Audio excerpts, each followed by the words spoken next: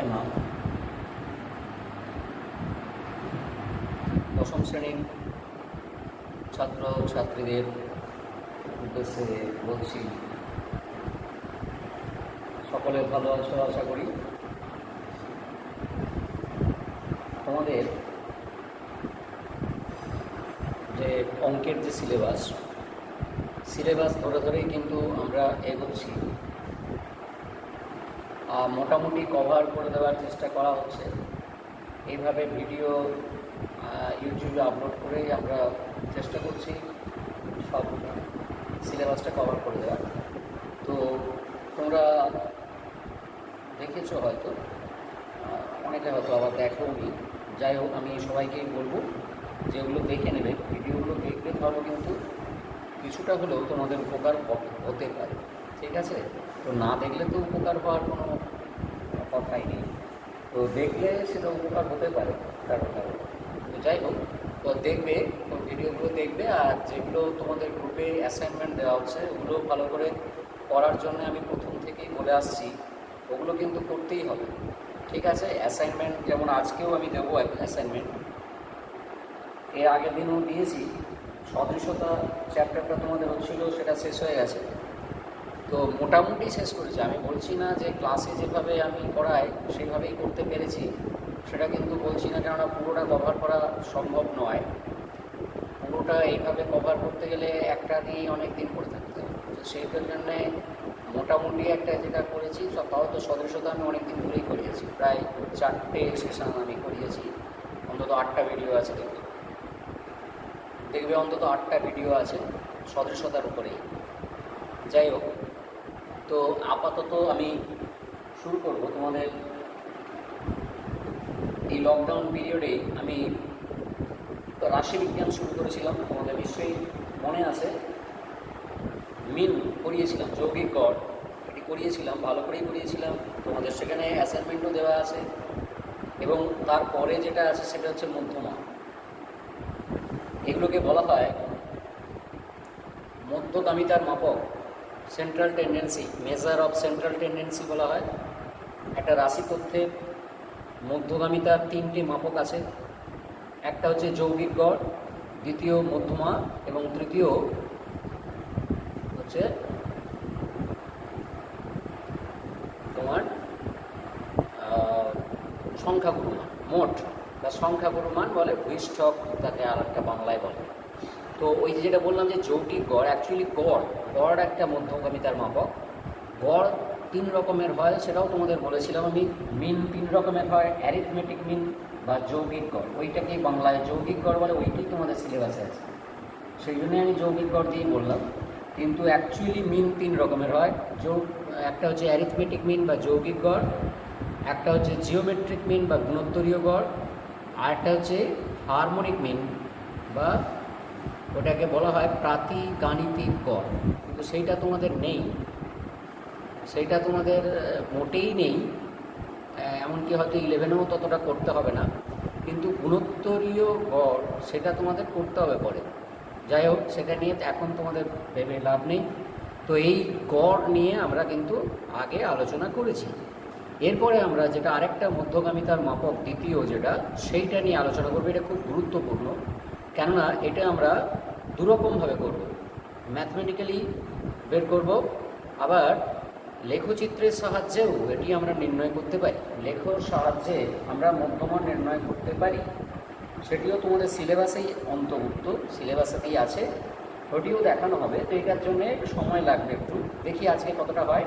তো আজকে আমরা শুরু করব মিডিয়ান বা মধ্যমা। এখন আমি হেডিং দিয়ে রেখেছি মিডিয়ান বা মধ্যমা। একটা রাশি তত্ত্ব, এগুলো নিয়ে তোমাদের নিশ্চয়ই আলোচনা করতে হবে। রাশি তত্ত্ব কি, ক রকমের রাশি তত্ত্ব হয়? বিন্যস্ত রাশি তত্ত্ব হয়, অবিন্যস্ত রাশি তত্ত্ব হয়। তুমি জানো বিন্যস্ত আর অবিন্যস্ত। প্রথমে অবিন্যস্ত রাশি তত্ত্ব নিয়ে আলোচনা করব, তার মধ্যমা আমরা নির্ণয় করব কীভাবে। মনে করো এরকম একটা, তাহলে আমরা প্রথমে যেটা করছি অবিন্যস্ত রাশি তত্ত্বের ক্ষেত্রে, অবিন্যস্ত রাশি তত্ত্বের ক্ষেত্রে আমরা যৌগিক মধ্যমা নির্ণয় করব। দেখো হয়তো এরকম আছে, কয়েকটা আমি দিয়েছি, 25, 3, 7, 9, 22, 11, 14, 17 এরকম দিলাম। আরেকটা ধরো, আরেকটা দিলাম 21, এরকম দিলাম। এদের যৌগিক গড়, এদের শুধু যৌগিক গড় কথাটা চলে আসছে। এটা মধ্যমা। মধ্যমা অ্যাকচুয়ালি মধ্যমা হচ্ছে, তোমরা জানো যৌগিক গড় হচ্ছে তাদের মানের গড়, মানে সংখ্যাগুলোর মানের গড়। এইখানে অ্যাকচুয়ালি আমরা করবো অবস্থানের গড়। অ্যাকচুয়ালি আমরা অবস্থানের গড় প্রথমে তোমাদের ওইভাবে বলছি যে অবস্থানের গড় আমরা বের করব।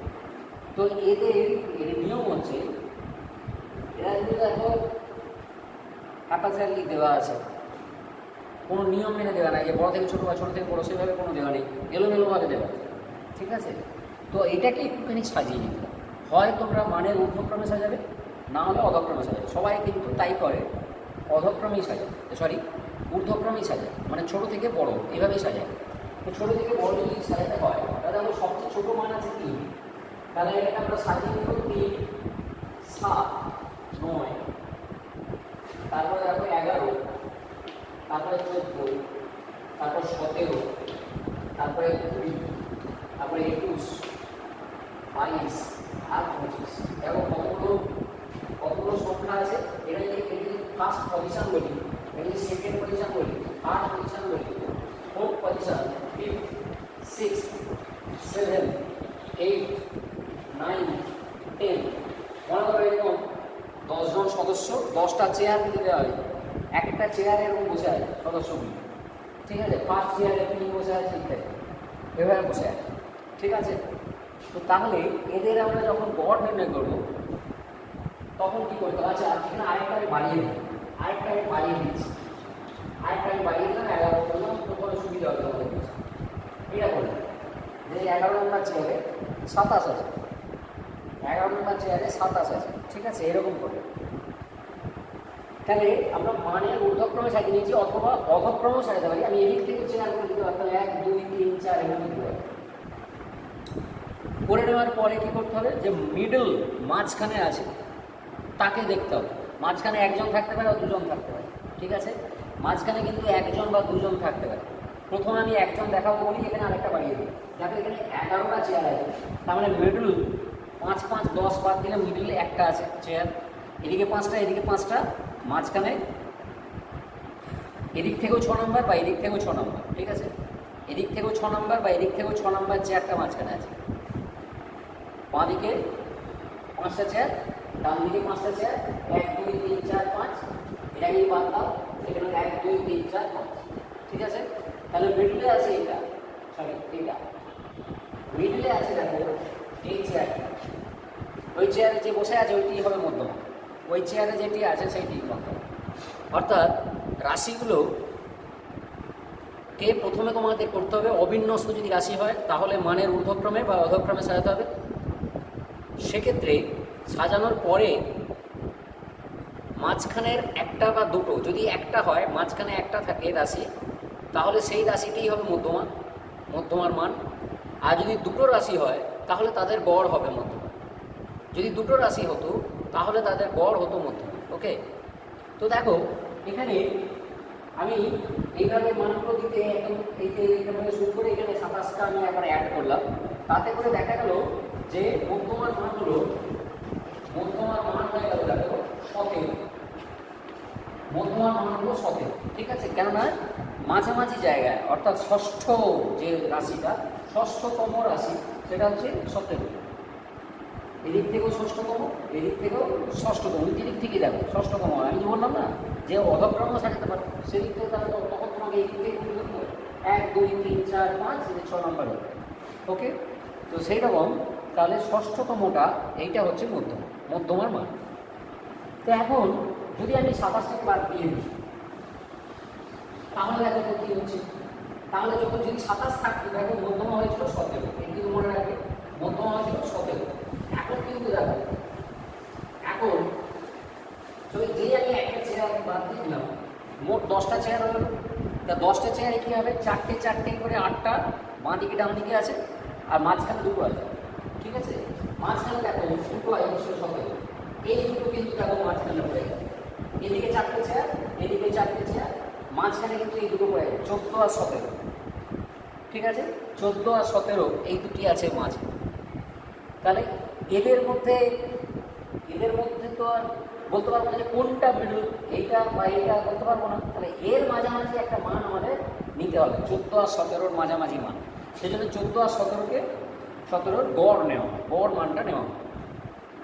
মানে অ্যাকচুয়ালি এটাকেও মধ্যমা বলতে পারি, এটাকেও মধ্যমা বলতে পারি, কিন্তু অ্যাকচুয়ালি একক মধ্যমায় আমাদের নির্ণয় করতে হয়। দুটো মধ্যমা আমরা বলবো না, যে 14 একটা মধ্যমা 17 একটা মধ্যমা, এরকম আমরা বলবো না। আমরা বলবো কি একক মধ্যমা, সিঙ্গেল মিডিয়ান আমরা নেব। তার জন্যই বলবো কি না এই দুটোর গড়, মানে এখানে মধ্যমা হয়ে যাবে 14 প্লাস 17/2, মানে কত হবে 15.5। ঠিক আছে, 15.5 হবে মধ্যমার মান। বুঝছে, বোঝা গেছে ব্যাপারটা? আমি অবিন্যস্ত রাশিতত্ত্বের ক্ষেত্রে বুঝিয়ে দিয়েছি। এবার দেখো যদি সূত্র লিখতে হয় তাহলে কি হবে? সূত্র লিখতে গেলে আমি এভাবে লিখব, অবিন্যস্ত রাশিতত্ত্বের ক্ষেত্রে x1 x2 x3 হ্যাঁ x4 xn-1 xn, এই রাশিসমূহের মধ্যমা কিন্তু দুরকম হবে, তাই না? রাশিসমূহের মধ্যমা কিন্তু দুরকম হবে। কেন আমরা জানি না কতগুলো রাশি আছে, সেটা জোড় সংখ্যক না বিজোড় সংখ্যক, এটা আমরা জানি না। দেখো আগে আমরা করলাম যখন 11টা সংখ্যা ছিল তখন মধ্যমার মানে একটা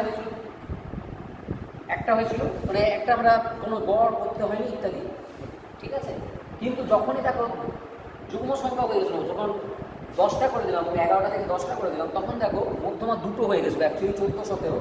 কিন্তু আমি বলেছি যে 14-17 বললে হবে না, একক মধ্যমা হিসাবে তাদের গড় নেওয়া হবে, অর্থাৎ 14 আর 17-র গড় সেইটি নেওয়া হবে 15.5। ঠিক আছে, তো তাহলে এখানে 1 থেকে n পর্যন্ত n সংখ্যক রাশি আছে। এই 1 থেকে n সংখ্যক মানে n পর্যন্ত, মানে এই দেখো x1 x2, তারপরে 1 2 3 4 মানে সাফিক্সে আছে n পর্যন্ত, মানে n সংখ্যক রাশি। যেহেতু 10-এ শেষ হয় তাহলে 10টা রাশি। এখানে যদি 11 হয় তখন 11টা রাশি। এখানে যদি 101 হয় তাহলে 101টা রাশি, অর্থাৎ অযুগ্ম সংখ্যক। আবার এটা 100 হতে পারে, 100 পর্যন্ত হয়তো আছে, সেক্ষেত্রে 100টা রাশি মানে যুগ্ম সংখ্যক। তাহলে আমরা জানি না কিন্তু অযুগ্ম সংখ্যক আছে না যুগ্ম সংখ্যক আছে। তাহলে মধ্যমা আমরা দুরকমভাবে লিখব। কীরকম? মধ্যমা হবে মধ্যমা সমান 1 নাম্বার, এটা বলবো 1 নাম্বার রাশি সমূহের মধ্যমা মান কি হবে না 1 নাম্বার হবে যে n প্লাস 1/2 তম রাশি বা পর্যায়ক্রম বলতে পারি, রাশি বলতে n প্লাস 1/2 তম রাশি। দেখো কেন বললাম n প্লাস 1/2 তম, কেন বললাম? কেননা n হচ্ছে অযুগ্ম ধরে নিয়েছি আমি। n অযুগ্ম হলে n প্লাস 1 কিন্তু যুগ্ম, তাকে 2 দিয়ে ভাগ করা যাবে।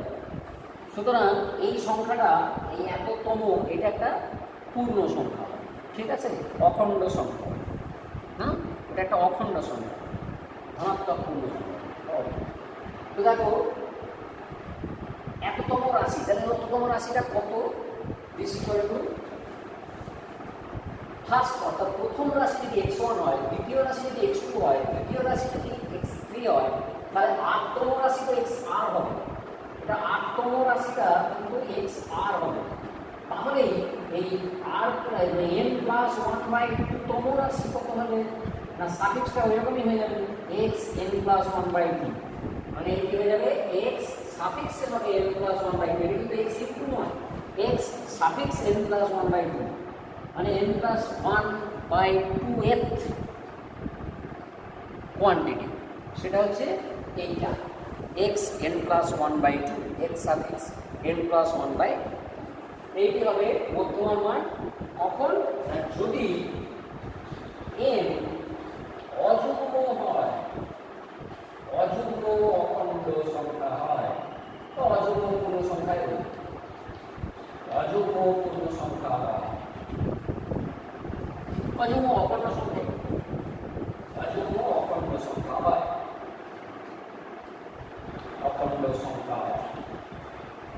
আছে।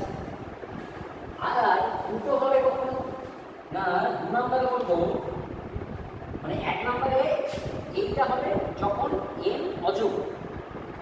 n যুগ্ম হয় তাহলে কি হবে বলেছি, n যুগ্ম বলে দুটো মধ্যমা হয়, এবং আমরা দুটো মধ্যমা করি না, একক মধ্যমা হিসাবে একটাই মান নিই, সেটা হচ্ছে ওই দুটো মানের গড় নিই। তাহলে কি হবে না, একটা হবে n/2 তম রাশি, আরেকটা হবে n/2 + 1 তম রাশি বাই 2। ঠিক আছে, এরকম হবে। মানে n যেহেতু যুগ্ম, তাহলে n/2 একটা অখণ্ড সংখ্যা, আবার n/2 + 1 সেটাও একটা অখণ্ড সংখ্যা। তাহলে মানে তাহলে যদি 16টা থাকে, তাহলে অষ্টম রাশিটা আর নবম রাশিটা নিতে হবে।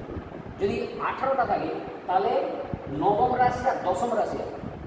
যদি আগে যেমন 10টা করেছিলাম, 10টা রাশি নিয়েছিলাম, মানে 10/2 মানে পঞ্চম। দেখো বাঁ দিকে 4টে ছিল, ডান দিকে 4টে ছিল, মানে পঞ্চম রাশি হয়েছিল। আর 5 + 1 মানে ষষ্ঠ রাশি।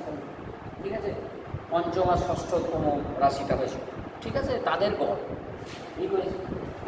এখন দেখো এই n/2 তম রাশি সেটি কত না, x n/2 plus x n/2 plus 1। এই কিন্তু লেখাটা দেখো n প্লাস 1/2, এটা ছিল আগেরটা। এইখানে কিন্তু হয়েছে n/2 প্লাস 1, এটা কিন্তু n প্লাস 1/2 নয়। n কে 2 দিয়ে ভাগ, তার সঙ্গে 1।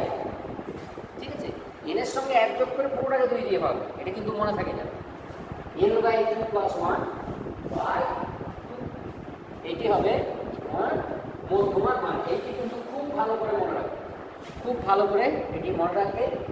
অবিন্যস্ত রাশিতত্ত্বের ক্ষেত্রে এগুলো শর্ট কোশ্চেন পড়ে, শর্ট কোশ্চেন হিসেবে পারবে, কোনো অসুবিধা নেই। দুরকম হবে, যদি অযুগ্ম সংখ্যক রাশি থাকে তাহলে একটাই মান হবে, মানে একটাই পর্যবেক্ষণ করে সেইটাই হবে মধ্যমান মান। আর যুগ্ম সংখ্যক রাশি থাকলে তখন দুটো পর্যবেক্ষণের গড় নিতে হবে। এই হচ্ছে ব্যাপার।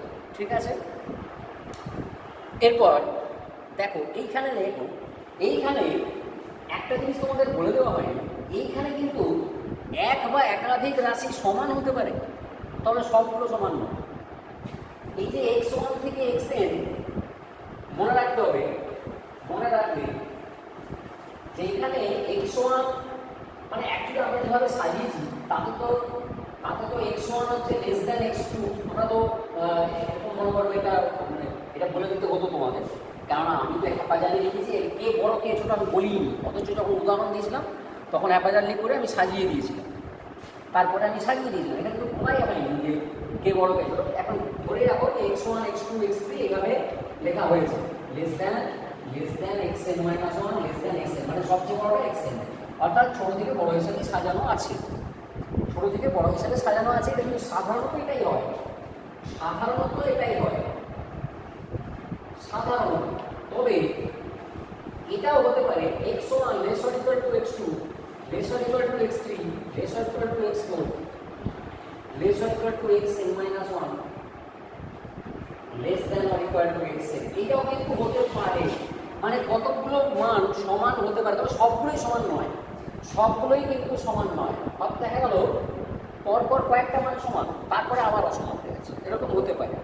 তো সেক্ষেত্রে তোমরা কীভাবে করবে সেটাও আমি দেখিয়ে দিচ্ছি। তাহলে এখানে কিন্তু একটা জিনিস খেয়াল রাখতে হবে যে সবগুলোই যে আলাদা আলাদা তা নাও হতে পারে। আমি যেটা প্রথম উদাহরণটা দেখালাম তাতে কিন্তু সবগুলোই আলাদা আলাদা ছিল। এবারে এমন একটা উদাহরণ দেখাবো তাতে দেখবে সবগুলো আলাদা আলাদা নেই, কতগুলো সমান আছে, হতে পারে। সেইগুলোকে তোমার কীভাবে সাজাবে সেটাও আমি বলে দিচ্ছি কীভাবে সাজাবে। দেখো তাহলে এখানে একটা কি মনে রাখতে হবে বললাম যে এগুলো সব ঊর্ধ্বক্রমে সাজানো আছে, মানে এইটাই সাধারণত হয়, কিন্তু কতগুলো সমান হতে পারে, মানে এটা হতে পারে, এটা হতে পারে। তবে এখানে কিন্তু এটাও মনে রাখতে হবে কিন্তু সবগুলো সমান নয়, কিন্তু সবগুলি সমান নয় একসঙ্গে, সবগুলি একসঙ্গে সমান নয়, মানে সব x1 সমান x2 সব হবে না, সমান হবে না, মানে x1 থেকে xn সবগুলি সমান সেটা কিন্তু হবে না। ঠিক আছে, সেটা কিন্তু আমরা বলতে পারবো না। ওকে, তাহলে আর মধ্যমা কী করে হবে? এখন x1 x2 xn সবই যদি সমান হয়ে যায়, এখন আমার 10টা 1 আছে, 10টা 1 আছে, তো 10টা 1 এ 3 3 4 7 3 10, 10টা 1 আছে, তো 10টা 1 কে আমরা এইভাবে লিখবো, তাহলে মধ্যমা এটাকেও বলতে পারি এটাকেও বলতে পারি, এই মধ্যমা কি হচ্ছে, মাঝামাঝি তো নেই, এটাও মাঝামাঝি নেই, তাহলে এটাকে কী করে বলবো? সেই জন্য এবার বলা হচ্ছে যে সবগুলো সমান নয়, সবগুলো একসঙ্গে সমান কিন্তু হবে না, ঠিক আছে, এটা কিন্তু মনে রাখতে হবে। এরপরে এরকম একটা উদাহরণ দেখাচ্ছি যে কতগুলো সমান, সেরকম একটা উদাহরণ দেখাচ্ছি,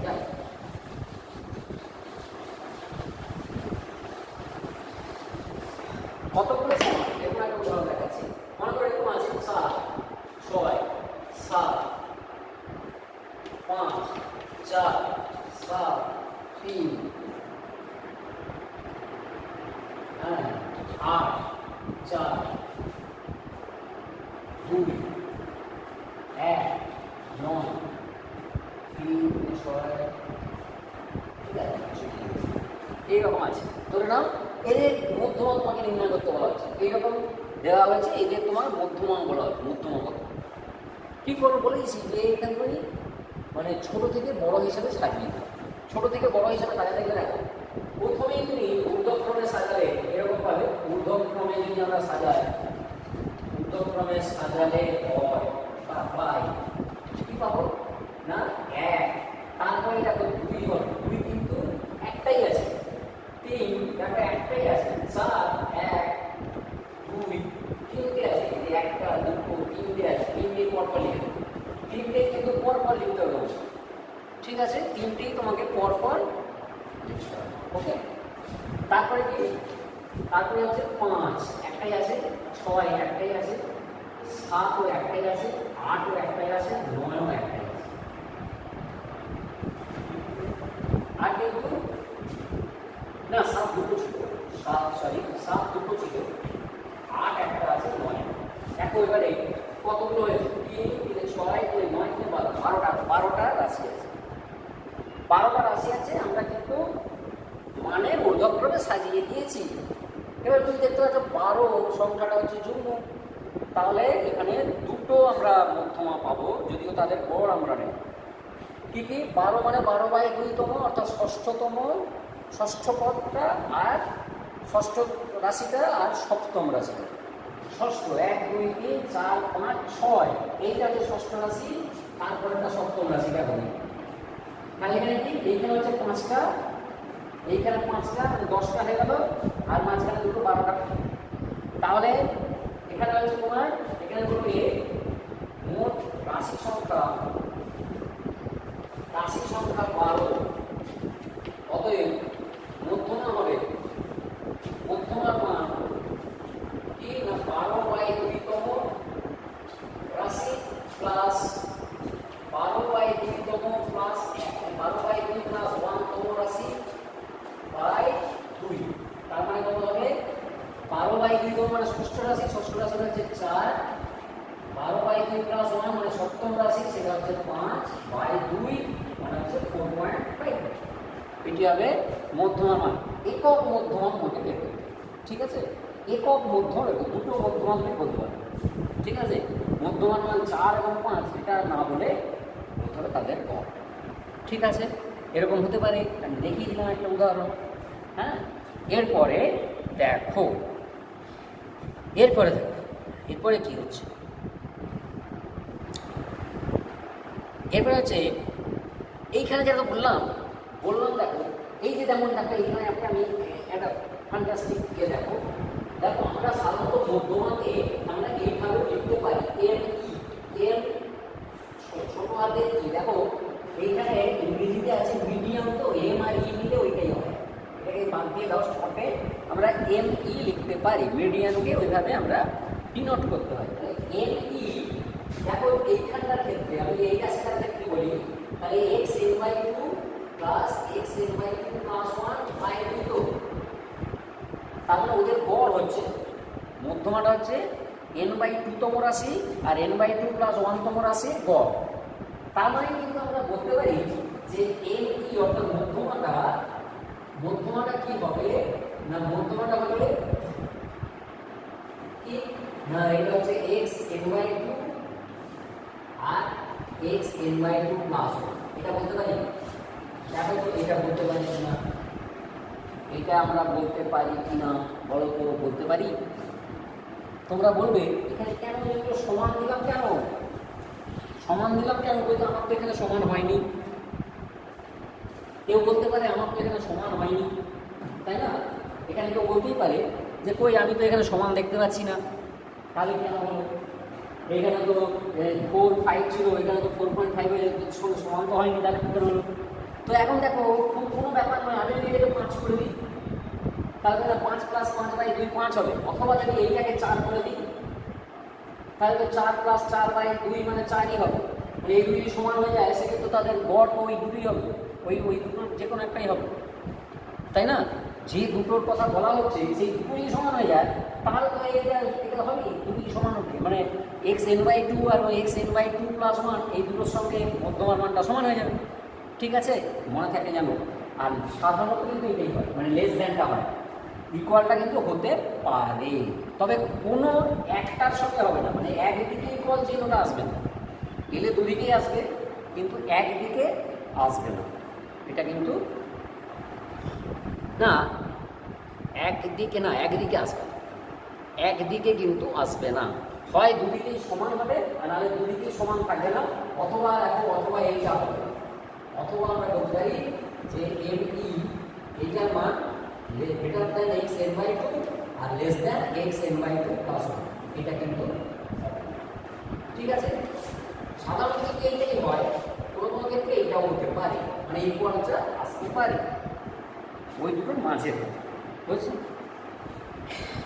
এরপরে আরেকটা উদাহরণ দেওয়া হচ্ছে, দেখো উদাহরণটা আমরা নাও দিতে পারি, কোনো অসুবিধা নেই, একটা অন্য উদাহরণ দিচ্ছি, দেখো ভালো উদাহরণ, একটা অন্য উদাহরণ দিচ্ছি, ওইটা যেটা একটা সহজ আছে সহজটাও দিচ্ছি। ধরো তোমাদের বলা হলো এইটার মধ্যমা কত, ধরো তোমাদের বলা হলো এইটার মধ্যমা কত, দুটোই দিয়ে দিচ্ছি, 1 5 6 8, 1 5 6 8, 7 10 12 9, 7 10 12 9, 13 14 17, 13 14 17 এইরকম। তো আমি যদি ঊর্ধ্বক্রমে সাজিয়ে দিই তাহলে কি পাবো? 1 5 6 8, 7 10 12 9, 13 14 17 পাবো। এদের মধ্যমা যদি আমরা করতে চাই তাহলে ঊর্ধ্বক্রমে সাজালে আমরা কি পাবো? দেখো 1 সবচেয়ে ছোট আছে, 1 সবচেয়ে ছোট আছে, তারপরে কত আছে? 1-এর পরে এই দেখো 5 আছে, তারপরে 6 আছে, তারপর 7 আছে, এরকম করে 1 5 6 7 8 9 10 11 নেই, 12 আছে, 13 আছে, 14 আছে, 15 আছে, 17 আছে, 3 3 6 3 9 3 12, এখানেও 12 না, 3 3 6 3 9 3 12, 12টাই আছে। তাহলে দেখো এখানে হচ্ছে মোট রাশি সংখ্যা 12, তাহলে মধ্যমার মান কি হবে? 12/2 রাশি প্লাস 12/2 প্লাস 1 রাশি/2।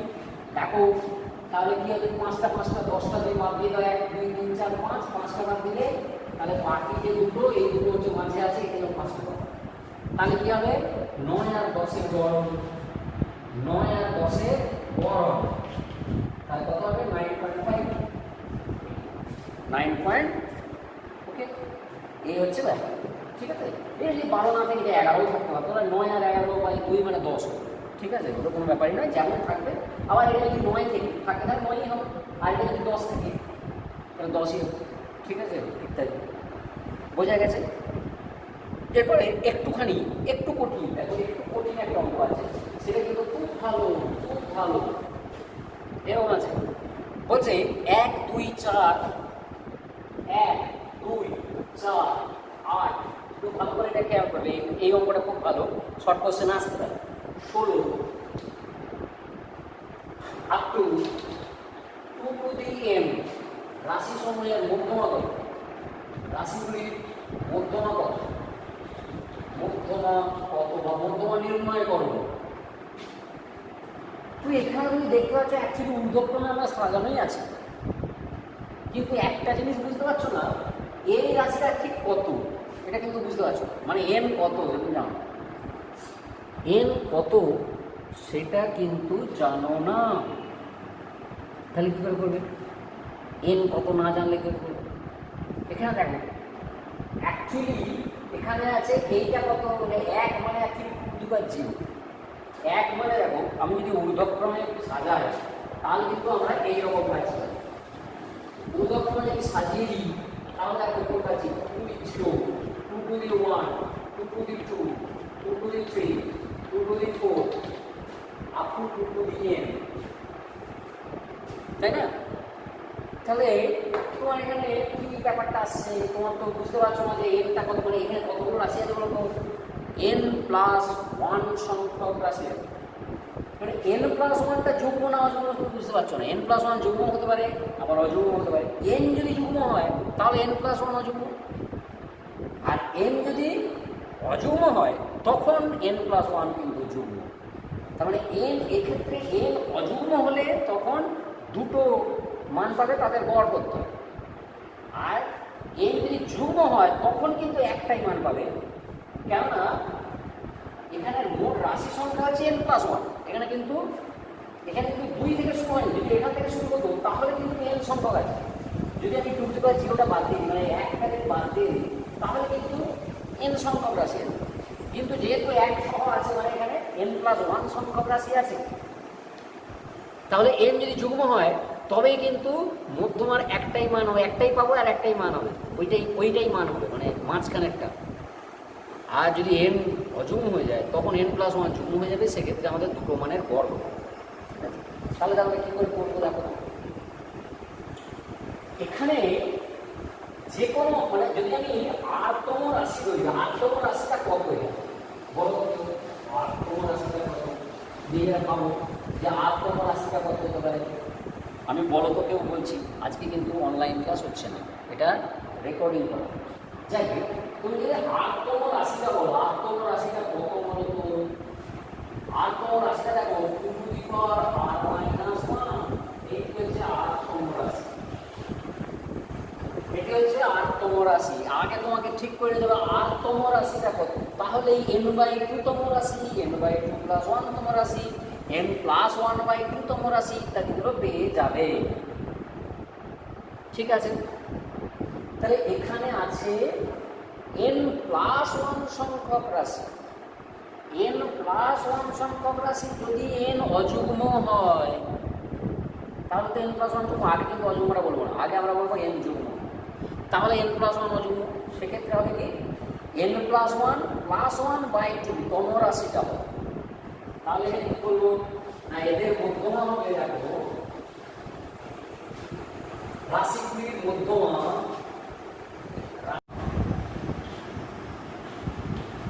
কি হবে, 1 নম্বর কতগুলো আছে, n+1 সংখ্যক রাশি, ভালো করে বুঝো, n+1 সংখ্যক রাশি আছে। n যদি যুগ্ম হয় তখন তো n+1 অযুগ্ম, তখন তোমার একটাই মান হবে, সেটার মানটা কত না, ওই n+1 যেহেতু অযুগ্ম তাহলে n+1 তার সঙ্গে 1 যোগ করে n+2 হবে 2তম রাশি। তাহলে n+1+1/2তম রাশি, অর্থাৎ n+2/2তম রাশি, বা এটা বলতে পারবে n/2+1তম রাশি। রাশি সমান দেখো n/r-তমটা আমরা এরকম বলেছি, r-তমটা আমরা এটা বলেছি, তাহলে n/2+1তমটা কত হবে না, 2n/2+1 -1, এটি হবে 2r-1, r-টাই হচ্ছে n/2+1, তাহলে n/2+1 -1, এটি হয়ে গেল। তাহলে কত হলো, এখানে 1 - 1 কেটে যাবে, মানে হলো 2n/2, এইটি হলো মধ্যমার মান। যখন লিখেই হবে, যখন n হচ্ছে যুগ্ম, যখন n যুগ্ম তখন, যখন n যুগ্ম তখন, তাহলে দ্বিতীয়টা কি হবে, অথবা 2 নম্বরে হবে কি না, n যদি অযুগ্ম হয় তাহলে n+1 তো যুগ্ম, তাহলে n+1/2তম, n+1/2তম, n+1 তখন যুগ্ম হয়ে গেছে, তাহলে ওই অত/2তম আর অত/2+1তম, n/2তম রাশি প্লাস n ওই 8/2+1তম রাশি, তম রাশি বাই 2। দেখো এবার কি n প্লাস 1 বাই 2 তম এখান থেকে পেয়ে যাবো সমান দেখো 2 to the n plus 1 by 2 minus 1।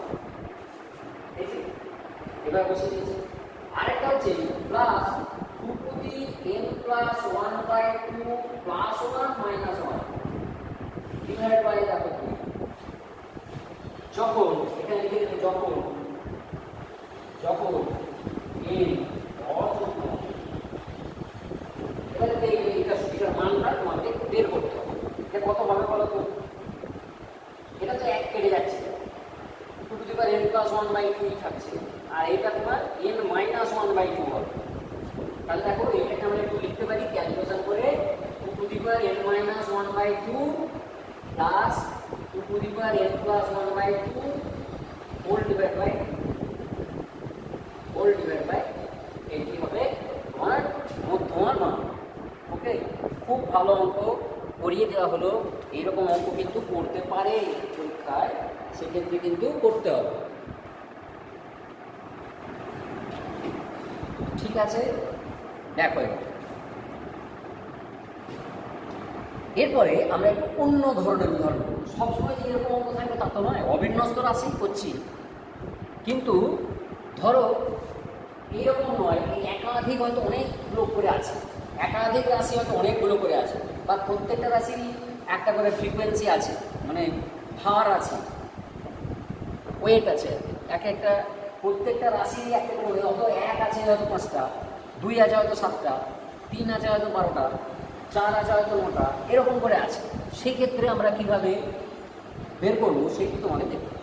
এরপর একটা উদাহরণ দিচ্ছি, দেখো মধ্যমান নির্ণয় করতে হবে 3 নাম্বার উদাহরণ, 2 নাম্বার উদাহরণ দিয়েছি। এবার 3 নম্বর উদাহরণটা, 2 নম্বর উদাহরণের মতো কিন্তু আমি তোমাদের অ্যাসাইনমেন্টে দিয়েছি। অ্যাসাইনমেন্টে 2 নম্বর উদাহরণের থেকে সহজ হবে, আমি কঠিনটা করে দিয়েছি, ওর থেকে সহজ হবে, ওই রকমই একটা অ্যাসাইনমেন্ট তোমাদের দেওয়া হয়েছে, সেইটি কিন্তু ভালো করে পড়ো। ওকে, দেখো এবার 3 নম্বর উদাহরণটা, 3 নম্বর একটা এই অঙ্ক পড়েছে। দেখো এখানে বলা আছে x আর তার পরিসংখ্যা বলা হয় 25, 26, 27, 28, 29, 30, 31। x আছে এরকম, আমরা সাধারণত চলকগুলোকে x দিয়ে ডিনোট করে থাকি, তোমরা জানো চলক মানে ভেরিয়েবল, সেগুলোকে আমরা x দিয়ে ডিনোট করে থাকি। চলক অরকমের হয় সেটাও তোমরা জানো, বিচ্ছিন্ন চলক, অবিচ্ছিন্ন চলক। বিচ্ছিন্ন চলকের ইংরেজি হচ্ছে ডিসক্রিট ভেরিয়েবল, আর অবিচ্ছিন্ন চলক হচ্ছে কন্টিনিউয়াস ভেরিয়েবল। তোমরা জানো এগুলো, অনেক আগে 9 এগুলো। তো দেখো x এটা হচ্ছে 25, 26, 27, 28, 29, 30, 31। আর এর পরিসংখ্যাগুলোকে সাধারণত f দিয়ে আমরা ডিনোট করে থাকি, তোমরা জানো ফ্রিকোয়েন্সি বলে f দিয়ে ডিনোট করে থাকি, বা এগুলি ভার বলে 4, 2, 4, 8, 4, 2, 4, 8, 5, 6, 5, 4, 6, 5, 4 এই আছে। তো এদের আমরা মধ্যমান নির্ণয় করবো, এই রাশি তথ্যের তোমাদের মধ্যমান নির্ণয় করতে হবে। রাশি তথ্যের উপরোক্ত রাশি তথ্যের মধ্যমান নির্ণয়, রাশি তথ্যের মধ্যমান নির্ণয় করবে, মধ্যমান নির্ণয় করবে। দেখো এইখানে তো আমরা রাশিগুলোকে সেইভাবে নির্ণয় করবো। রাশিগুলোকে এইভাবে লিখতে পারবো যে 25, 25, 25, 25 চারটে লিখলাম, তারপরে 26 দুটো লিখলাম, তারপরে 27 চারটে লিখলাম, এইভাবে লিখলে কিন্তু বিরাট বড় একটা হয়ে যাবে। সেখানে একটু প্রবলেম আছে। এই ক্ষেত্রে তুমি কীভাবে করবে সেগুলো লিখতে হবে। এই ক্ষেত্রে তুমি করবে কীভাবে সেটা দেখানো হচ্ছে। দেখো তোমাকে এই যে পরিসংখ্যা বিভাজন যে তালিকাটা তোমাকে দেওয়া হয়েছে, সেই তালিকাটাকে একটু নতুনভাবে লিখতে হবে। কীভাবে? তো আমরা লিখবো এখানে, হ্যাঁ তালিকাটাকে একটু নতুনভাবে লিখবো। দেখো x আছে তোমার 25, 26, 27, 28, 29, 30, 31। আর f দেখো, f কেমন? f হচ্ছে তোমার আছে 4, 2, 4, 8, 6, 5, 4। এরপরে তোমাদের এখানে কি করতে হবে? এখানে কিউমুলেটিভ ফ্রিকোয়েন্সি লিখতে হবে। কিউমুলেটিভ ফ্রিকোয়েন্সি যেটি তোমরা বলো ক্রমযৌগিক পরিসংখ্যা। কিউমুলেটিভ ফ্রিকোয়েন্সি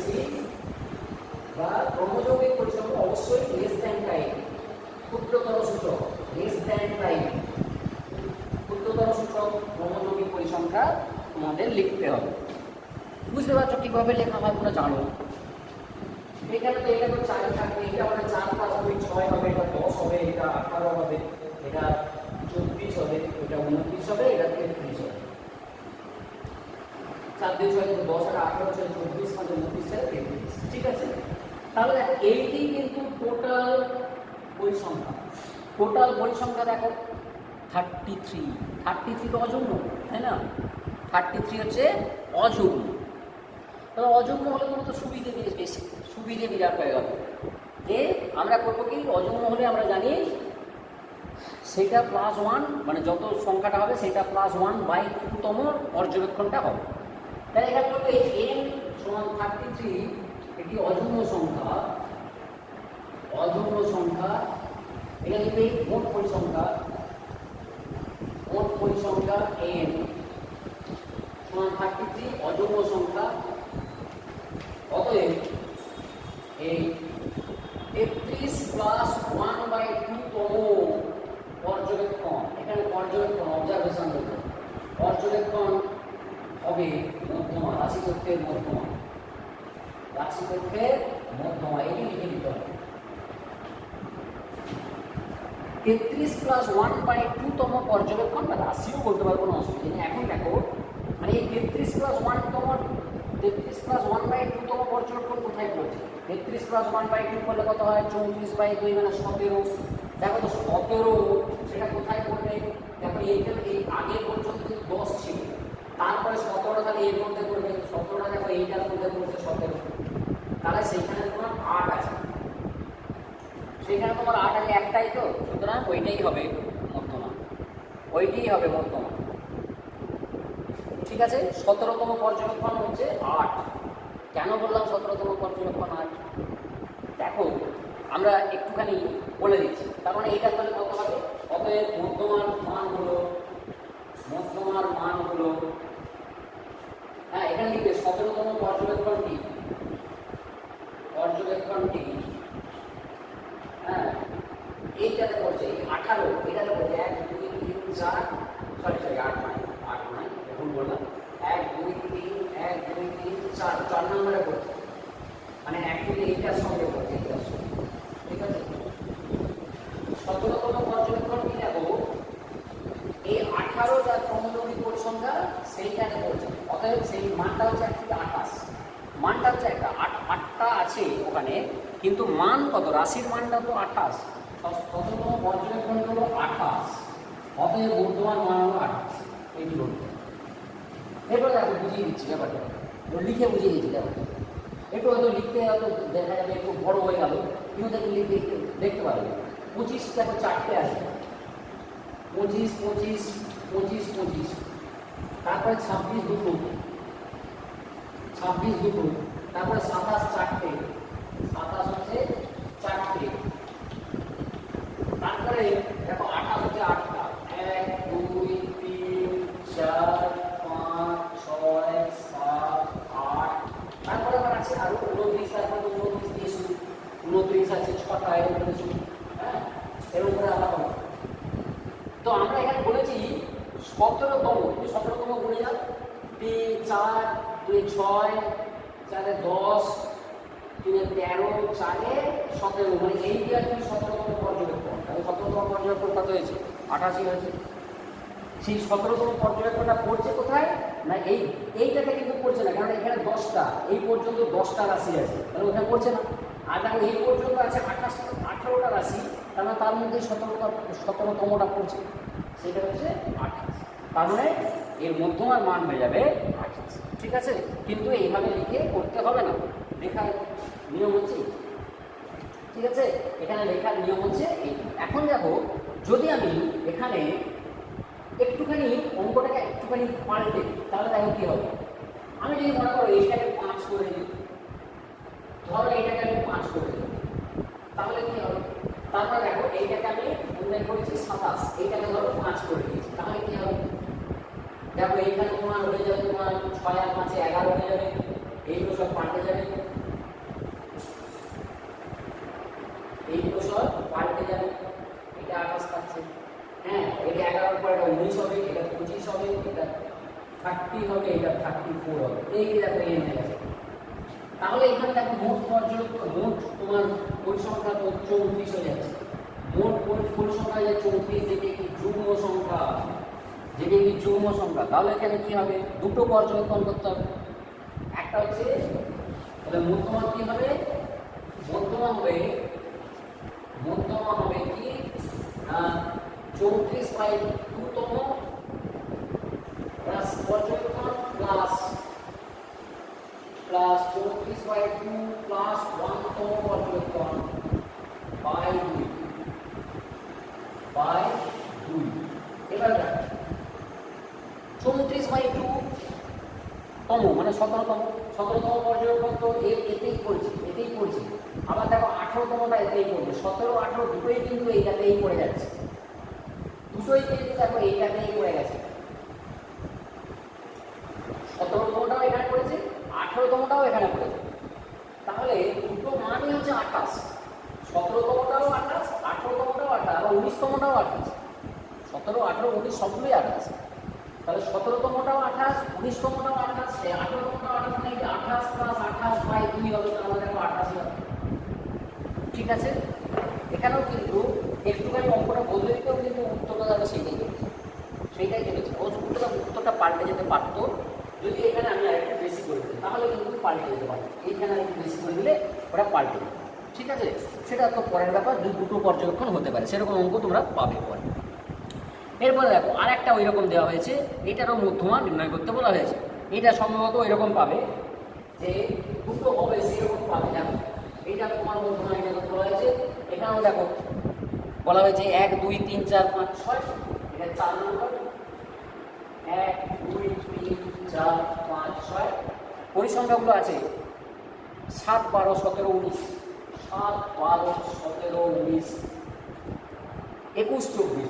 ভাবো এই 21টা 5, 24টা 6, 19টা 4 ওরকম করে লিখে কি করা সম্ভব নয়। তার জন্য তোমাকে কিন্তু এইভাবে ঠিক ওইভাবে লিখবো। এখানে আছে আমরা যেগুলো আছে সেগুলো লিখবো, পরিসংখ্যাগুলো লিখবো, মোট পরিসংখ্যা আমরা শিখবো। দেখো এখানে আছে 1 2 3 4 5 6, পরিসংখ্যাগুলো আছে 7 12 17 19 21 24, এই আছে। কিউমুলেটিভ ফ্রিকোয়েন্সি দেওয়া কিরকম আসছে, 1 পর্যন্ত তো 7টাই আছে, 2 পর্যন্ত দেখো 19 দেওয়া হবে, 7 আর 12 19 হয়ে যাবে, 3 পর্যন্ত দেখো 19 আর 17 36 হয়ে যাবে, তারপরে 4 পর্যন্ত 36 আর 19 55 হবে, তারপরে 55 আর 21 76 হয়ে যাবে, তারপরে দেখো 100 হয়ে যাবে, 76 আর 24 100, এই কি দেখো এন। তাহলে এখানে কিন্তু যুগ্ম হয়ে গেছে, এখানে মোট পরিসংখ্যা দেখো 100 হয়ে গেছে, 100 একটা যুগ্ম সংখ্যা। তাহলে মধ্যমা কি হবে না, ওই 100/2তম এবং 100/2 প্লাস 1তম পর্যবেক্ষণ তাদের গড়। দেখো এবারে কি হচ্ছে, 100/2তম পর্যবেক্ষণ কত, 100/2 মানে 50তম পর্যবেক্ষণ কত। ও না, এখানেও কিন্তু পাল্টাচ্ছে না, দুটো আসছে না, দুটো ওরকম আসছে না, দুটো কিন্তু আসছে না। 50তম এবং 51তম দুটোই কিন্তু এইটাতেই পড়ে যাচ্ছে, এইটাতেই পড়ে যাচ্ছে। 50তম এবং 51তম দুটো কিন্তু এইখানেই পড়ে যাচ্ছে। আচ্ছা, আমি একটু চেষ্টা করছি, এটাকে একটু পাল্টে দেওয়ার চেষ্টা করছি। 50তম আর 51তম যদি এইটাতেই পড়তে হয়, তাহলে আমি এটাকে একটু পাল্টে দেওয়ার চেষ্টা করছি। মনে করো এটা 14 করলাম, মানে এখানে 5 করলো, আর এখানে 5 বাড়িয়ে দিচ্ছি, 26 করে দিচ্ছি। দেখো এবারে কিন্তু এসে যাবে এইখানে। দেখো তাহলে এইখানে আমি বলেছি 17 পরেরটা, এটা 14 করেছি, আর এইটা 26 করেছি। দেখো এবার ধরো এটা 50 হচ্ছে, এইটা দেখো 76 হয়ে যাবে, 50 এটা 76 হয়ে যাবে। দেখো তারপরে কিন্তু সেই 100ই থাকবে। অঙ্কটা এই কাজটা একটু পাল্টে দিলাম, তাহলে দেখো একটু বসবে। অঙ্কটা ওইভাবেই লিখে নিয়ে এলে ভালো হতো, যাকে এখানে আমি চেঞ্জ করে দিয়েছি। দেখো এবারে কি বলছি, তাহলে 100/2তম মানে 50তম পর্যবেক্ষণ তো তোমার 4, 50তম পর্যবেক্ষণ হচ্ছে 4, 51তম পর্যবেক্ষণ তো এইটার মধ্যে পড়ে যাচ্ছে, 51তমটা যদি এটাতে ঢুকে যাচ্ছে তখন 5-এ ঢুকে যাচ্ছে, তাহলে 51তমটা 5, তার মানে দেখো এখানে হয়ে গেছে 4 + 5/2 মানে 4.5 হয়ে যাবে। তার মানে এদের গড় হয়ে গেল গড় নয়, মধ্যমার মান হয়ে গেল 4.5। ওকে, আরেকটা উদাহরণ দেখিয়ে দেওয়া হলো, দুটো যেন দুটো এবং আলাদা আলাদা হয় সেই জন্যে আরেকটা একটু চেঞ্জ করে দিয়ে করে দেবো। ওকে, এরপরে আমরা বিন্যস্ত রাশিতত্ত্ব, এইটি ইম্পর্টেন্ট বিরাট। বিন্যস্ত রাশিতত্ত্বের ক্ষেত্রে আমরা দুরকমভাবে করব। ইন্টারপোলেশন মেথডে একটা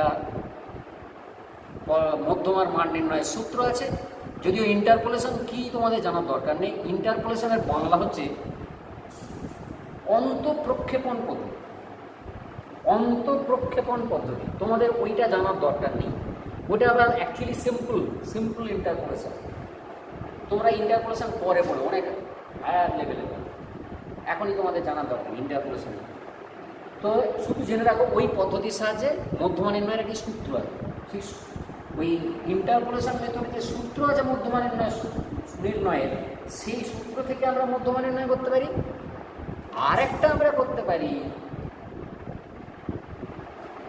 ফ্রিকোয়েন্সি, কিউমুলেটিভ ফ্রিকোয়েন্সি কার্ভ, যেটাকে ওজাইভ বলে, ওজাইভের সাহায্যে আমরা করতে পারি। আজকে তোমাদের ওজাইভটা আমি অত সময় নেই দেখানোর, তো আজকে এই ফ্রিকোয়েন্সি ইন্টারপোলেশন মেথডে কীভাবে করা যায় সেরকম একটা উদাহরণ দেখাচ্ছি। আগে প্রথমে সেটা দেখাচ্ছি, তারপরে সূত্রটা আমি লিখছি। সূত্রটা লিখে, ঠিক আছে, আগে অঙ্কটা লিখি। অঙ্কটা দেখো এরকম আছে, বিন্যস্ত রাশিতত্ত্বের ক্ষেত্রে কীরকম হবে। বিন্যস্ত রাশিতত্ত্বের ক্ষেত্রে এতক্ষণ যেটা হলো অ্যাকচুয়ালি সেটা বিন্যস্ত ছিল না, অবিন্যস্তই ছিল। এবারে বিন্যস্ত রাশিতত্ত্বের ক্ষেত্রে আমরা কিভাবে করব সেইটা দেখানো হচ্ছে। 5 নাম্বার উদাহরণ দেখো, বিন্যস্ত রাশিতত্ত্বের ক্ষেত্রে। এরপরে আমরা বলবো বিন্যস্ত রাশিতত্ত্বের ক্ষেত্রে, রাশিতত্ত্বের ক্ষেত্রে group frequency distribution, group frequency distribution, আর এটা ছিল আনগ্রুপ ফ্রিকোয়েন্সি ডিস্ট্রিবিউশন রাশিতত্ত্বের ক্ষেত্রে। দেখো 5 নাম্বার উদাহরণ দেওয়া হচ্ছে, বলা হচ্ছে নম্বর আছে, প্রাপ্ত নম্বর সম্ভবত, আর পরিসংখ্যা এই দেওয়া আছে। নম্বর হচ্ছে 63 থেকে 67, 68 থেকে 72, 68 থেকে 72, একটু বড় বড় করে লেখা যাচ্ছে, 73 থেকে 77, 78 থেকে 82, 83 থেকে 87, 88 থেকে 92, আর 93 থেকে 97। একটু বড় লেখা হয়ে গেল, যাকে একটু সব এখানে জায়গাটা বেশি লেগে গেছে। পরিসংখ্যাগুলো আছে 8, 10, 15, 18, 8, 10, 15, 18, 20, 15, 20, 15, এই আছে। এইখান থেকে আমরা যে সূত্রের সাহায্যে মধ্যমা নির্ণয় করব সেই সূত্রটি নির্ণয় করা হয়েছে ইন্টারপোলেশন মেথডে। ইন্টারপোলেশন বা অন্তঃপ্রক্ষেপণ পদ্ধতিতে নির্ণয় করা হয়েছে, সেই সূত্রটা আমরা কাজে লাগিয়ে মধ্যমা সূত্রটা পরে আমি লিখছি। আগে দেখো এটাকে তালিকাটা আমরা নতুনভাবে লিখছি, ঠিক আছে, তালিকাটা আমরা নতুনভাবে লিখছি। এখানে দেখো গ্রুপ করা আছে, কতগুলো শ্রেণীতে ভাগ করা যায়, 3, 6, 7টা শ্রেণী আছে, 7টা শ্রেণী আছে, ঠিক আছে। তো এই 7টা শ্রেণী আমরা পরপর এখানে লিখব, যে নম্বর বলে লিখি, কোনো অসুবিধা নেই, নম্বর বলে লিখি।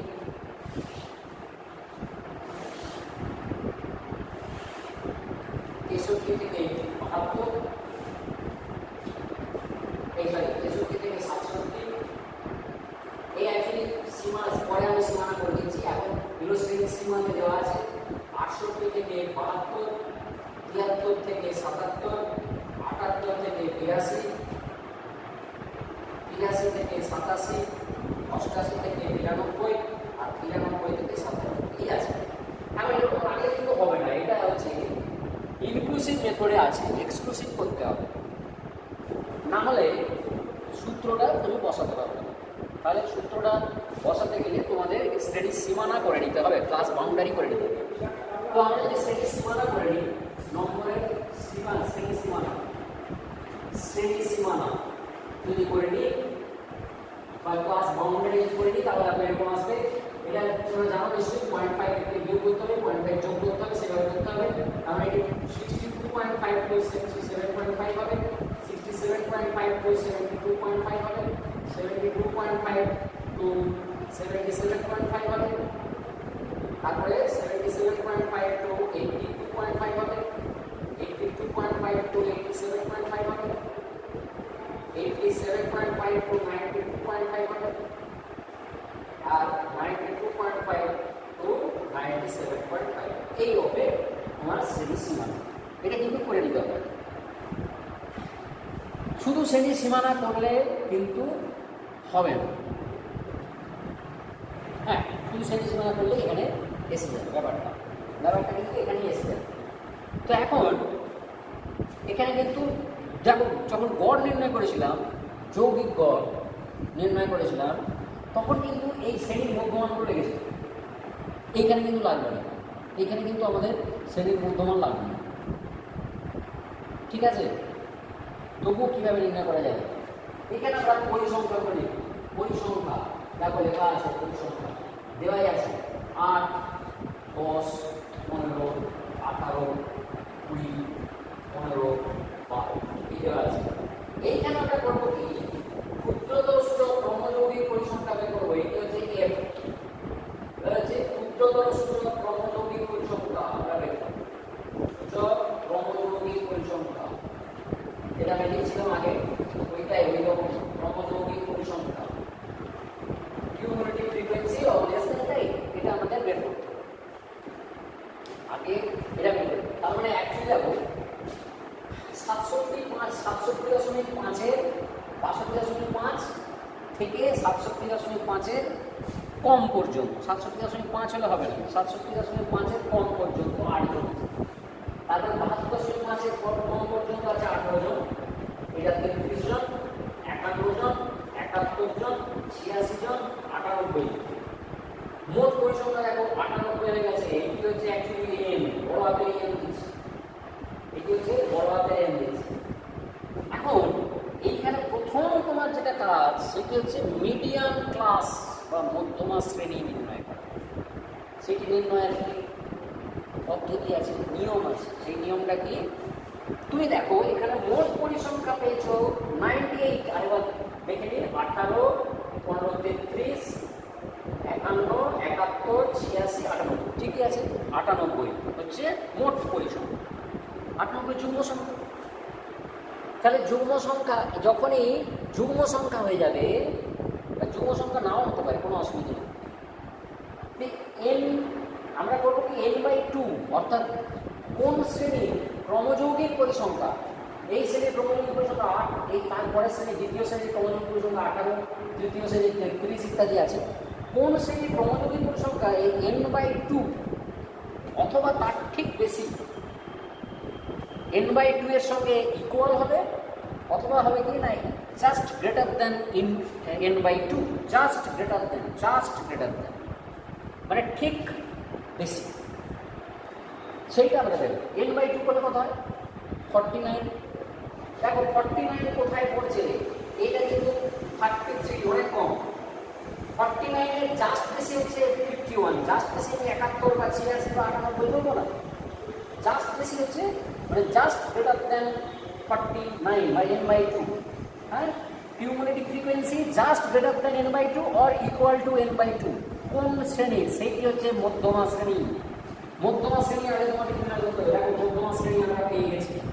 এইখানটাতে একটা এইরকম ডটেড লাইন দিয়ে দাগ দিয়ে দেবে, যদিও আমার একটা কথা হয়ে যাচ্ছে, এটা ভালো একটা স্ট্রেট লাইন হলে ভালো হয়, পাকা টেরা হয়ে গেল, যাকে মোটামুটি এইভাবে আমি লিখে নিলাম। এইটি হচ্ছে মধ্যমা শ্রেণী বলে লিখেও দেবে। এইটি হচ্ছে মধ্যমা শ্রেণী বা মিডিয়াম ক্লাস। তাহলে তোমাকে এখানে লিখতে হবে যে মোট পরিসংখ্যা সেটি কত? পরিসংখ্যা n, এটা সমান দেখো 98 যুগ্ম, তাই যুগ্ম লিখতে হবে, দরকার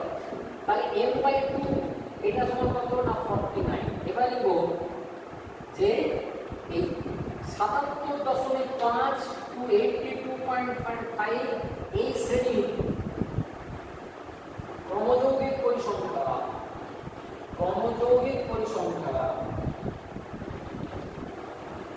n/2 এর ঠিক বেশি, অতএব এটি হলো মধ্যমা শ্রেণী। অতএব মধ্যমা শ্রেণীটি হলো এগুলো কিন্তু লিখতে হয় 77.5 to 82.8 হচ্ছে মধ্যমা শ্রেণী। তোমাকে কিন্তু বলে দিতে হবে মধ্যমা শ্রেণী। এরপরে কতগুলো নোটেশন দিচ্ছি, কিরকম কতগুলো নোটেশন দেওয়া আছে, সেই নোটেশনগুলি সূত্রটা আছে। তো যখনই তোমার মধ্যমা শ্রেণী নির্ণয় হয়ে গেল, তুমি কিন্তু মধ্যমা শ্রেণীর যদি নিম্ন শ্রেণী সীমানা, এটি উচ্চ শ্রেণী সীমানা। এই নিম্ন শ্রেণী সীমাটাকে সাধারণত এল দিয়ে ডিনোট করা হয়, আর উচ্চ শ্রেণী সীমাটাকে ইউ দিয়ে ডিনোট করা হয়, লোয়ার আপার। ঠিক আছে? তো এইটা হচ্ছে লোয়ার, ওইটাকে লোয়ার ক্লাস বাউন্ডারি, ওইটাকে আমরা এল দিয়ে ডিনোট করব, ওই এলটা কাজে লাগবে। তারপরে এইটি হচ্ছে এল, যদি এখানে আমার জায়গাটা খুব কম হয়ে গেছে, এইটি হচ্ছে এল সমান এই 77.5। যে শ্রেণীটা মধ্যমা শ্রেণী, তার যেটা পরিসংখ্যা সেইটাকে এফ অফ এম বলা হয়, বা এফ অফ এপি বলতে পারো, কোনো অসুবিধা নেই। মানে মিডিয়ান ক্লাসের পরিসংখ্যা, frequency of the median class, মিডিয়ানকে এমই দিয়ে ডিনোট করা হয়, সেই জন্য এটা স্মল এমই বলা হয়েছে, এফ এমই বা এফ এমও বলতে পারো, শুধু কোনো অসুবিধা নেই, এফ এমই বলাই ভালো। নাহলে কেমন একটা বি দেখাচ্ছে, এফ বি, মানে আমাকে এরকম মনে হচ্ছে, দরকার নেই এফ এম, ওটা এফ এম দিয়ে ডিনোট করা হয়, এফ এম সমান হয়ে গেল আকার। মানে মিডিয়ান ক্লাসের পরিসংখ্যাটা কাজে লাগবে। আর কি কাজে লাগবে? আরেকটা যেটা কাজে লাগবে সেটি হচ্ছে মিডিয়ান ক্লাস শ্রেণীর, মানে মধ্যমা শ্রেণীর আগের শ্রেণীর ক্রমযৌগিক পরিসংখ্যা, এইটা কাজে লাগবে। এইটিকে আমরা তোমাদের বইতে সিএফ বলে বলা আছে, আমি এটাকে ক্যাপিটাল এফ দিচ্ছি। তোমাদের বইতে এটি সিএফ এইভাবে বলা আছে, কিউমুলেটিভ ফ্রিকোয়েন্সি ওইভাবে বলা আছে, আমি সিএফ না বলে ক্যাপিটাল এফ দিলাম, হয়েছে? এরপরে তোমাদের মধ্যমা নির্ণয়ের সূত্র, সেই সূত্রটা হচ্ছে মধ্যমা নির্ণয়ের সূত্রটা আমি এখানে লিখেছি, মধ্যমা নির্ণয়ের সূত্র, এটা হচ্ছে ইন্টারপোলেশন মেথডে বলেছি আমি, ইন্টারপোলেশন প্রসেসের সাহায্যে। কি মধ্যমা নির্ণয়ের সূত্রটা কি না, সেটা হচ্ছে M E equal to L plus n/2 minus F divided by F M into I. এই কি বলা হয়, এটা তুমি আই না বলে এইচও বলতে পারো, কোনো অসুবিধা নেই। কেননা তোমাদের যখন যৌগিক গড় করা হয়েছে তখন ওটাকে এইচ দিয়ে ডিনোট করা হয়, যাকে আমি এখানে আই লিখছি। আই দিয়ে ভালো লাগে, আই মানে ক্লাস ইন্টারভ্যালের দৈর্ঘ্যটা, length of the class interval, মানে শ্রেণী অন্তরের দৈর্ঘ্যটা ইন্টারভ্যাল বলে ওটা আই দেওয়া হয়। ঠিক আছে? এইটি হচ্ছে সূত্র। এর আমি ডিনোট করে দিয়েছি, n/2 তো পড়াই হয়ে গেছে, মান নির্ণয়। এফ বলে দিয়েছি কত, এন, আচ্ছা এফ এমও বলে দিয়েছি কি, আর আইটা শুধু বলা হয়নি, আইটা হচ্ছে মধ্যমা শ্রেণীর দৈর্ঘ্য। আইটা কিন্তু মধ্যমা শ্রেণীর দৈর্ঘ্য, সব শ্রেণীর দৈর্ঘ্য সমান হবে তা নয়। যদিও এখানে কিন্তু এমন অঙ্কটা দেওয়া আছে, প্রত্যেকটা শ্রেণীর দৈর্ঘ্য 5 করে আছে, প্রত্যেকটা শ্রেণীর দৈর্ঘ্য 5 করে আছে, তারপরে মধ্যমা শ্রেণীর দৈর্ঘ্য হচ্ছে 5, আবার অন্য শ্রেণীগুলোরও 5। কিন্তু এমন হতে পারে অসম শ্রেণী দৈর্ঘ্য যদি যা থাকে, সেক্ষেত্রে তোমাদের মধ্যমা শ্রেণীরই দৈর্ঘ্যটি এখানে বসাতে হবে। সব শ্রেণীর দৈর্ঘ্য আয়ের সঙ্গে সমান নাও হতে পারে। আই হচ্ছে মধ্যমা শ্রেণীর দৈর্ঘ্য, আই সমান লিখে দাও মধ্যমা শ্রেণীর দৈর্ঘ্য, মধ্যমা শ্রেণীর দৈর্ঘ্য। তারপরে এল কি হবে, মধ্যমা শ্রেণীর, বাকিটা বলেছে নিম্ন শ্রেণী সীমানা, নিম্ন শ্রেণী সীমানা। তারপরে এফএম, এফএমটা কি, এফএমটা হচ্ছে মধ্যমা শ্রেণীর পরিসংখ্যা, মধ্যমা শ্রেণীর পরিসংখ্যা। এটা হয়ে গেল, এইটা হয়ে গেল, এইটা হয়ে গেল, এটা হয়ে গেল। n/2 বলে দেওয়া হয়েছে, n/2টা কি, n/2 সমান তো 49 দেখানো হয়েছে, মোট nটা মোট পরিসংখ্যা বলো। আর আরেকটা বাকি আছে এফ, এফটা আগে লিখি, এটা হচ্ছে মধ্যমা শ্রেণীর ঠিক পূর্ববর্তী শ্রেণী, ঠিক পূর্ববর্তী, ঠিক পূর্ববর্তী শ্রেণী, পূর্ববর্তী শ্রেণী ক্রমযৌগিক পরিসংখ্যা, ক্রমযৌগিক পরিসংখ্যা এই লিখতে হয়।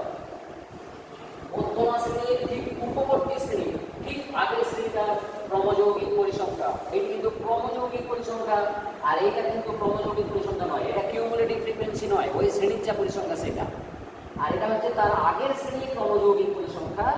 আর এনটা তো বলেইছি, এনটা হচ্ছে মোট পরিসংখ্যা, এন হচ্ছে মোট পরিসংখ্যা, সেটা আমরা লিখেও দিয়েছি, মোট পরিসংখ্যা কত সেটাও লিখেছি। মোট পরিসংখ্যা দেখো লিখেছি এন সমান 98। ঠিক আছে, এরপরে আমরা সূত্রটা বসিয়ে দিয়ে দেখো আমরা কিন্তু পেয়ে যাবো। দেখো তোমরা আমি এখানে করে দিচ্ছি, অতএব এল ই আমরা এই বসায় কত দেখো, এল এল হচ্ছে 77.5 প্লাস এই যে দেখো 77.5 হচ্ছে এল। এইখানে লিখে দিতে পারো এইগুলো সমান 77.5, এইটা হচ্ছে তোমার 5, এইটা হচ্ছে তোমার 18, এগুলো সব লিখে দিতে পারো। একটা হচ্ছে তোমার 33 বলেছি বোধ হয় সম্ভবত, 33 এগুলো লিখে দিতে পারো। আর এইটা হচ্ছে 98। তাহলে এখন এটা হলো 77, তাহলে 98 বাই 2 না লিখে একবার আমি 49 করে দিচ্ছি, মাইনাস 33 বাই 18 ইনটু 5। এই হবে সূত্রানুযায়ী এইটি হবে বর্তমান মান। ঠিক আছে, দেখো এটা কত হয়, ক্যালকুলেশন তো করতেই হবে। দেখো এটা কত হচ্ছে 77.5, এটা হচ্ছে বাদ দিয়ে দেখো 33 বাদ দিলে উপরে হচ্ছে 16 হচ্ছে 16 ইনটু 5, 2 দিয়ে কাটা যাবে 40 বাই 9, এটি হচ্ছে 2 দিয়ে কাটা যাবে 16 ইনটু 5, তারপরে 8 ইনটু 5 হবে, 8 ইনটু 5 বাই 9 হবে, তাহলে 40 এর 9। এটি কিন্তু অ্যাপ্রক্সিমেটলি আসবে, 40 এর 9 আমরা যদি তোমরা মোটামুটি 2 দশমিক স্থান পর্যন্ত করে নিতে পারো, রাউন্ড আপ করে নিতে পারো, কোনো অসুবিধা নেই। 40 এর 9 মানে 5.9 4.36, আবার 9.36, আবার 9.36 এর উপরই আসতে পারে, মানে 4.4 হতে পারে। এটা nearly 77.5 plus 4.4 is equal to 81.9। দেখো 81.9 এই মানটা কিন্তু এর মধ্যেই আছে, কারণ 82.5 হচ্ছে ম্যাক্সিমাম, আপার বাউন্ডারিটা হচ্ছে তোমার 82.5, 81.9 কিন্তু এর মধ্যেই থাকছে, মানে মধ্যমার মানটা কিন্তু এই শ্রেণীতেই থাকবে। এবং দেখতে পাচ্ছ নিশ্চয়ই এর আগে 3টে শ্রেণী আছে, পরে 3টে শ্রেণী আছে, মধ্যমার মানটা ঠিক মাঝামাঝি আছে।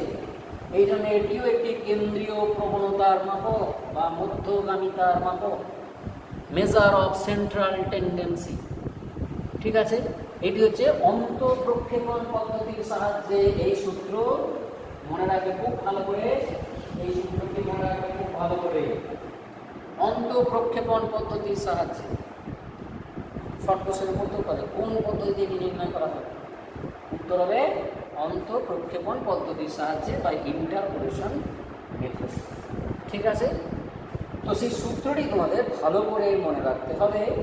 এটা তোমাদের বইতে হয়তো এখানে সিএফ দেওয়া আছে, এটা শুধু এফ দেওয়া আছে, এটা আই দেওয়া আছে, এরকম করে দেওয়া আছে। আমি ওটাকে এফ না বলে এফ এম বলেছি, কেননা এফ এম হচ্ছে frequency of the median class. আগে মিডিয়ান ক্লাসটা নির্ণয় করতে হবে কিভাবে না, মোট পরিসংখ্যা থেকেই আমরা নির্ণয় করতে পারবো। মোট পরিসংখ্যাটা যা হবে সেইটা বাই 2, সেইটা যে শ্রেণীর ক্রমযৌগিক পরিসংখ্যা বা তার ঠিক বেশি যে শ্রেণীর ক্রমযৌগিক পরিসংখ্যা সেটাই হবে মধ্যমা শ্রেণী। তার নিম্ন শ্রেণীর সীমানা সেই শ্রেণীর পরিসংখ্যা, তার আগের শ্রেণীর মানে পূর্ববর্তী শ্রেণীর ক্রমযৌগিক পরিসংখ্যা, এগুলি কাজে লাগবে। আর মধ্যমা শ্রেণীর দৈর্ঘ্যটা কাজে লাগবে। এটি কিন্তু সবসময় খেয়াল করতে হবে, সবগুলো শ্রেণীর দৈর্ঘ্য কিন্তু এটা নাও হতে পারে। মধ্যমা শ্রেণীর দৈর্ঘ্য যদি অসম শ্রেণী দৈর্ঘ্যের থাকে তবে ওই আইগুলো বিভিন্ন রকম হবে, কিন্তু তোমাদের সাধারণত অঙ্কগুলো সব অসম শ্রেণী দৈর্ঘ্য থাকবে না, সম দৈর্ঘ্যেরই শ্রেণী থাকবে। ঠিক আছে, আরেকটা আমি অঙ্ক করাবো, তারপরে তোমাদের আজকে এটা শেষ করে দেবো। আর কয়েকটা অঙ্ক দেওয়া হবে, যদিও বোঝাইবের সাহায্যে কীভাবে আমরা মধ্যমা নির্ণয় করবো সেটা পরের দিন আমি দেখাবো। ঠিক আছে, এবারে দেখো এটি অঙ্ক করা যদিও আরও একটা অঙ্ক করানোর ইচ্ছা ছিল, সেটা আজকে হবে না, দেখ একটু অন্যরকম অঙ্কটা আছে, ভালো করে দেখো, একটু অন্যরকম আছে অঙ্কটা। হচ্ছে চলক আর পরিসংখ্যা এরকম দেওয়া আছে। আমি একবারে লিখে দিচ্ছি চলক, এটা হচ্ছে 6 নম্বর চলক, মানে অ্যাকচুয়ালি দেখো এটি হচ্ছে এক্স, হ্যাঁ, আর পরিসংখ্যা এরকম করে লিখছি, দেখি কিভাবে আছে। ঠিক আছে, সেন্স মানে করা আছে, অসুবিধা নেই, আমি পরিসংখ্যা লিখে দিচ্ছি পরিসংখ্যা।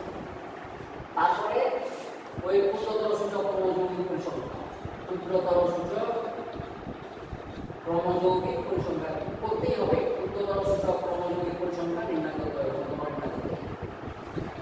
মধ্যমা নির্ণয় করতে গেলে এইটুকু করতেই হবে। এবার দেখো এগুলো কিভাবে আছে, 10 থেকে 20, 20 থেকে 30, 30 থেকে 40, 40 থেকে 50, 50 থেকে 60, 60 থেকে 70, 70 থেকে 80 কিন্তু আছে, 60 থেকে 70, 70 থেকে 80 এই আছে। এবার পরিসংখ্যাগুলো দেওয়া আছে, পরিসংখ্যাগুলো কিন্তু দুটো দেওয়া নাই, একটা হচ্ছে 12 আছে, 30 আছে, তারপরে দেখো এটি F3 বলা আছে। আমি এরকম অঙ্ক যৌগিকরণের ক্ষেত্রে দিয়েছিলাম। F3 কেন বলা হয়েছে, 3 নাম্বার পরিসংখ্যা বলে, 3 নাম্বার শ্রেণীর পরিসংখ্যা বলে F3 বলা হয়েছে, ঠিক আছে। তারপরে SC65, তারপরে আবার F5 বলা হয়েছে, 5 নাম্বার শ্রেণী বলে, ষষ্ঠ শ্রেণীটা হচ্ছে 25, তারপরে 18, এইরকম দেওয়া আছে পরিসংখ্যা।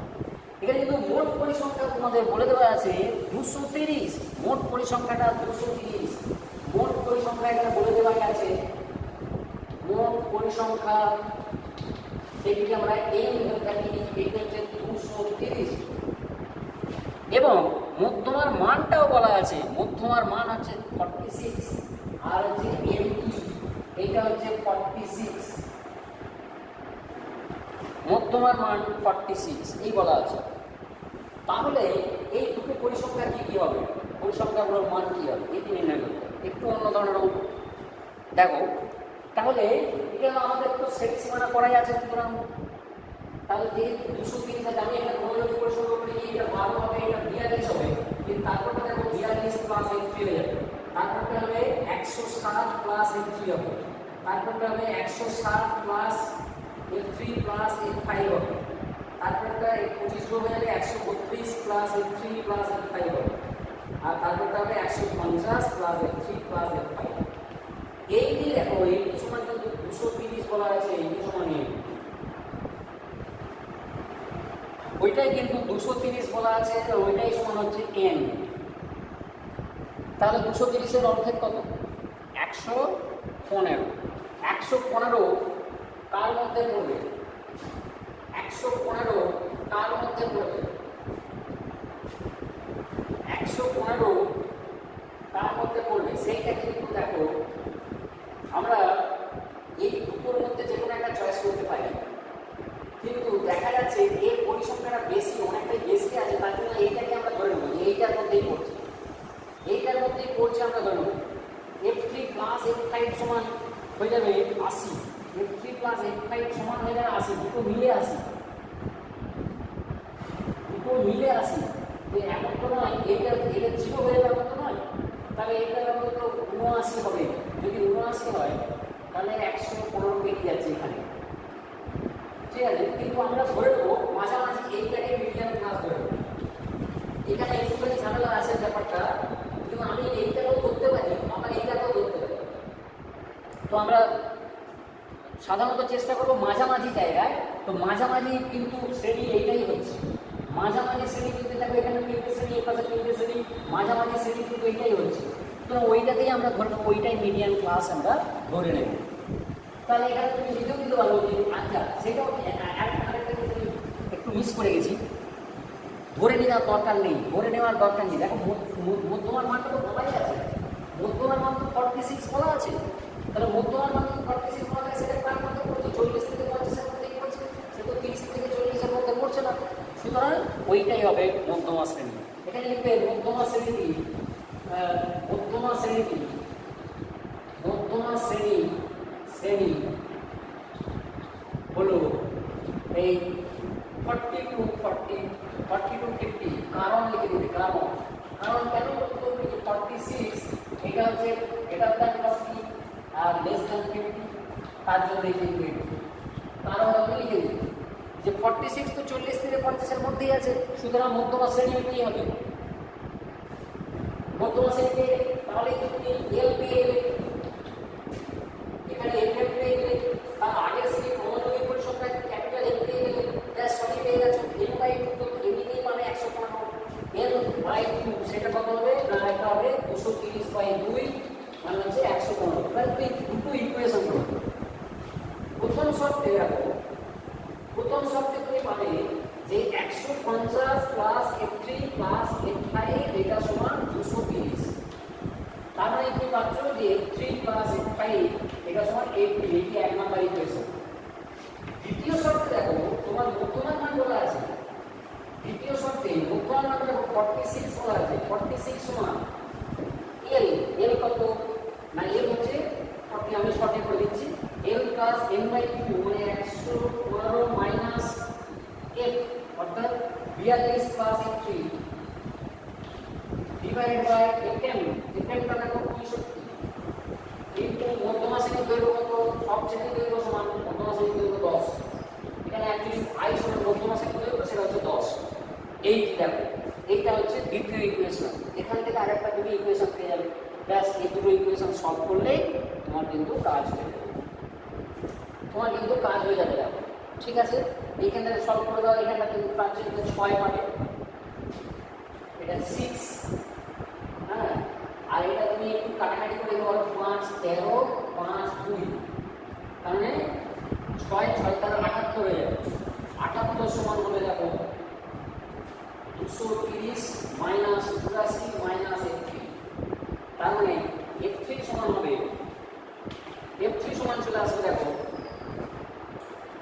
হ্যাঁ 84 আর 78 হচ্ছে 88 162, 162 মানে হ্যাঁ ওটা হচ্ছে 32, এই 38 আর 30 68 হবে, 68 f3 সমান দেখো 68 পেয়ে যাবে, f3 যদি 68 হয়ে যায়, f3 যদি 68 হয়ে যায় তাহলে f3 যদি 68 হয়ে যায় তাহলে f5 কত পেয়ে যাবে, f5 পেয়ে যাবে, f5 টা পেয়ে যাবে, কোথায় ঠিক বললাম তো 5 13 65, এটা মাইনাস হয়ে গেলে 6 আছে 6 13 78 হয়ে যাবে, 230 84 সরি এটা 2f, সরি এটা 2f, ঠিক আছে, এটা 2f3 যে মাইনাস 84 মাইনাস 2f3 হবে, সরি তাহলে 2f3 সমান এটা হচ্ছে 68, 2f3 সমান 68 হলে f3 সমান হবে দেখো 34, f3 সমান 34 তুমি f5 পেয়ে যাবে এক নম্বর সমীকরণ থেকে, পাই, তাহলে f3 এর মান বসিয়ে পাই, দেখো f5 সমান হয়ে যাবে 80 মাইনাস 34 মানে দেখো 46, তাহলে f3 সমান 34 আর f5 সমান 46, দুটো যে পরিসংখ্যা বলা থাকেনি সেই পরিসংখ্যা দুটো কিন্তু হয়ে গেল। ওকে, এবার আরেকটা একটু নতুন ধরনের করানোর দরকার ছিল, সেটা করাইনি, আমি দেবো পরের দিন করে দেওয়া যায় নাকি, আজকে এই পর্যন্তই থাক, তোমরা অ্যাসাইনমেন্ট যেটা দেওয়া হবে সেটা কিন্তু ভালো করে নেবে। ওকে।